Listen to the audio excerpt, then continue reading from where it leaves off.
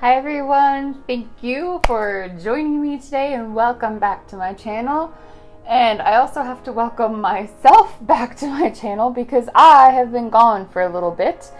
And I wanted to talk to you guys today about my experiences evacuating for Hurricane Michael while 9 months pregnant. And not only 9 months pregnant, but I actually was full term the day that Michael made landfall. So it was kind of a scary experience. And I really want to talk to you guys about a lot of the information that I was able to obtain and was very helpful and useful to me during this time. So I wanted to share that with you just in case anybody else is in this situation, because it's kind of critical to know what you're supposed to do in the event that something happens or you go into labor while there's a hurricane. So stay tuned.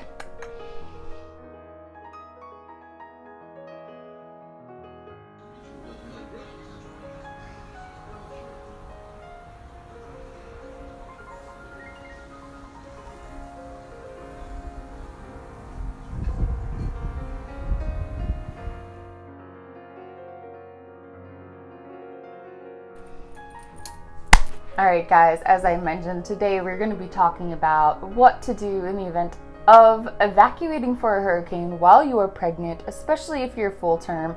But regardless, if you're pregnant, I mean, there's a lot of special precautions that you're going to need to take. First of all, however, I just wanted to mention, I was very lucky. I was evacuated for the hurricane, but I was also on the western side of the eye, meaning that we just had northerly winds and they were not as devastating to our area. There was damage done and there was power outages, and our bay and a lot of our boat ramps and docks were completely destroyed.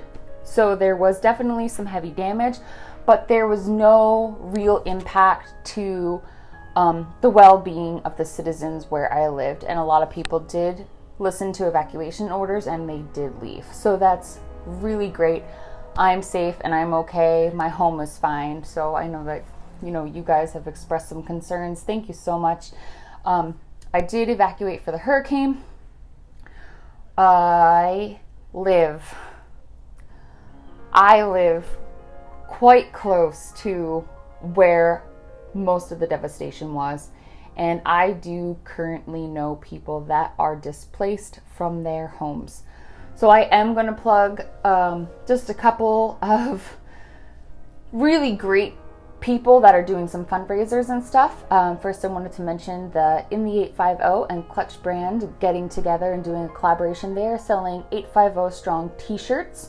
That's basically for this area. It's proceeds to benefit people that are displaced by the storm. 100% of the proceeds go towards victims of Hurricane Michael.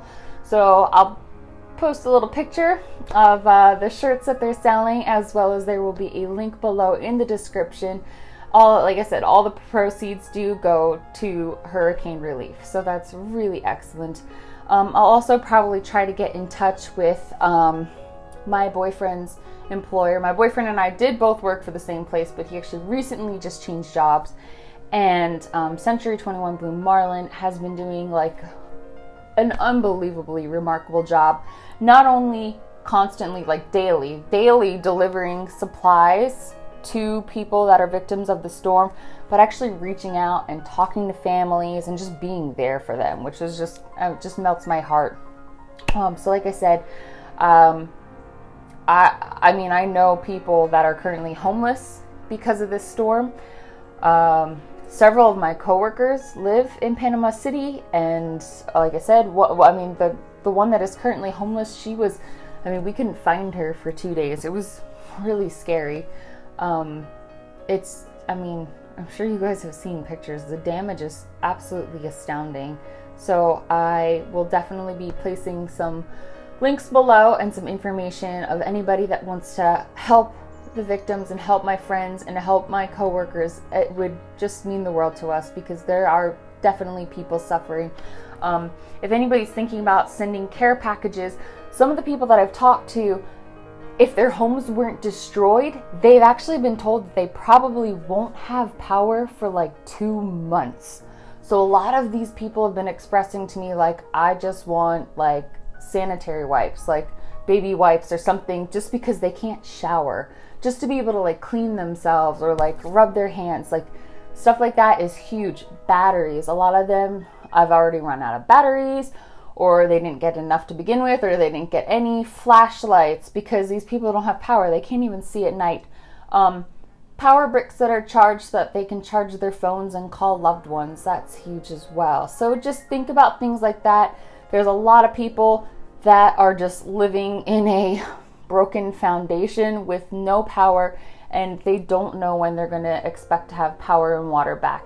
Also, please think about the people that are, I mean, we have people working overtime, the power companies. We have like linemen sleeping on concrete that haven't showered in days now and haven't eaten a hot meal, and they're working overtime and trying to resupply power to our citizens. So just some things to think about. So thank you everybody for your concerns. I'm so grateful for where I was. Like I said, I did evacuate, but I was safe. So it really means a lot to me, though, everybody's concerns. So let me kind of go through my story and what I did and what you should do if you are 9 months pregnant or pregnant at all and you are in an evacuation zone. So for me, you know, a lot of the information that we got was the same as the information that everybody else got. This storm just escalated very, very, very quickly. And it felt like there wasn't enough time to prepare. I had to do a lot of preparations at my work. I'm a systems and networks technician. I work in IT. So in the event that our networks go down, I'm one of the first people that needs to be there to bring us back online. So I had a lot of critical things to prepare for the day before, actually 2 days before the storm even hit. But being 9 months pregnant, what we did was we called our doctor. So if there's any questions and you are possibly going to be facing this kind of situation, call your doctor right away and make a plan with them. So I didn't even call my doctor. I was so busy at work. My boyfriend actually called. Brandon called for me. And he talked to my doctor's office, and what they did was they supplied us with a copy of my records. The only thing that was like really disappointing that I didn't know until after I had evacuated, and here was the huge problem with my evacuation. I live in a smaller town, and I evacuated to the city that I work at, which is actually closer to the storm, but it's strung together by an island. And the island has 2 bridges that you have to cross. And once winds are sustained at 39 miles per hour, those bridges close. So I knew I would be landlocked. My hospital is in the city that I live in. I evacuated to obviously another city. So what I did was we informed our doctors that if anything happened, we were going to go to the hospital. It was a Sacred Heart hospital that was like 15 miles down the street. And I kid you not, we evacuate, and the morning that the storm hits, and I'm worried because everyone's telling me like, oh my gosh, once the barometric pressure changes, you're going to go into labor. And I'd never heard this before.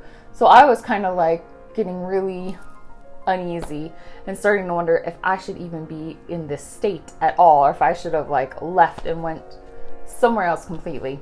So anyway, I get word that the hospital in the city that I am staying in, and the one that I plan to drive to if there are any issues, closed. It literally closed. They're emergency only. They shut down all their doors, and they were like, nope, you can't come here. So I'm having a total panic. So then I thought, well, let me check and see if my hospital is still open. My hospital was still open, and not only that, they had a big blurb that anybody past 36 weeks pregnant was supposed to go and check into the hospital.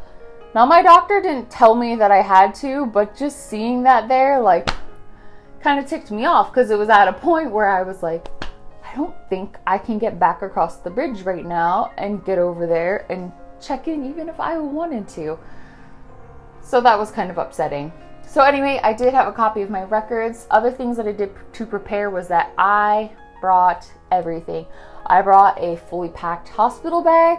I brought my little baby, little man, his hospital bag, as well as my boyfriend's. We had all the supplies that we needed.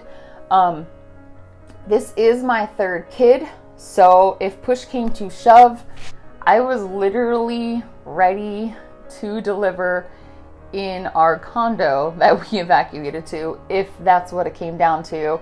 And my boyfriend felt comfortable with it, which is surprising. I did home birth my daughter in 2009, but I of course had assistance. I had a midwife and I had her assistant, and she had been doing it for 30 years. So yeah, the idea of having to give birth somewhere else is really not comforting without medical employees around.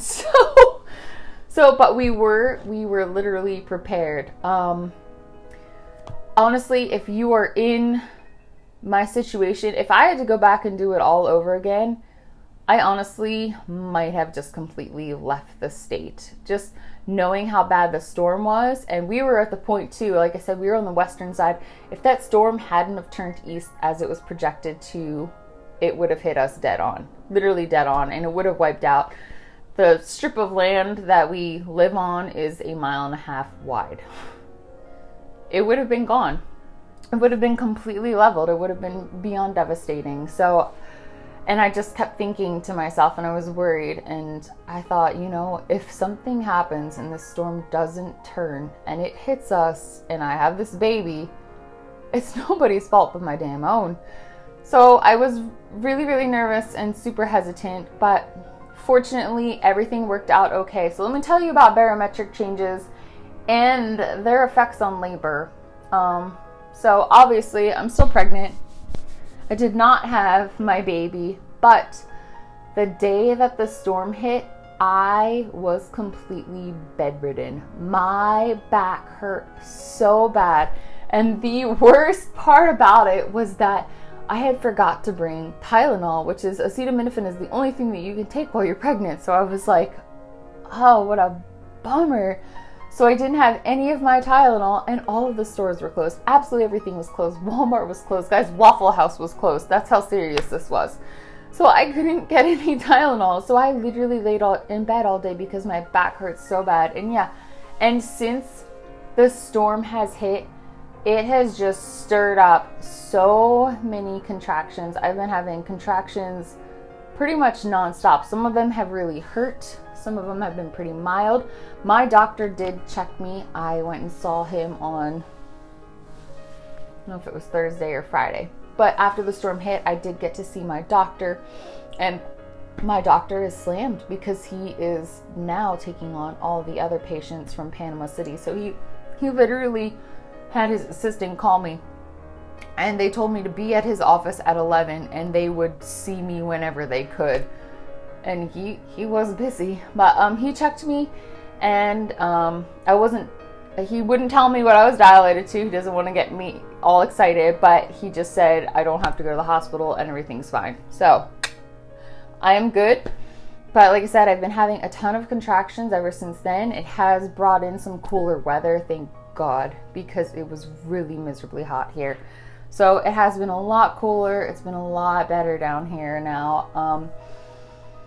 But guys, really, I don't want to ramble on. I just wanted to share with you my experiences and express kind of a lot of the gratitude that I had for people checking up on me and the care that people are taking to donate to the victims of Hurricane Michael. It has been extremely tragic for this area.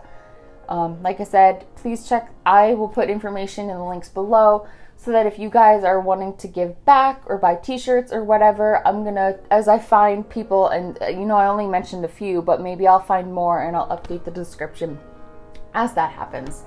So thank you so much for watching. I'm always so grateful to have you guys. If you're interested in kind of, you know, some mom life stuff and me opening up boxes and products and kind of making money from home, please subscribe to my channel. It would mean the world to me. Please give this video a thumbs up if you enjoyed it, and thank you again so much for watching. It means the world to me.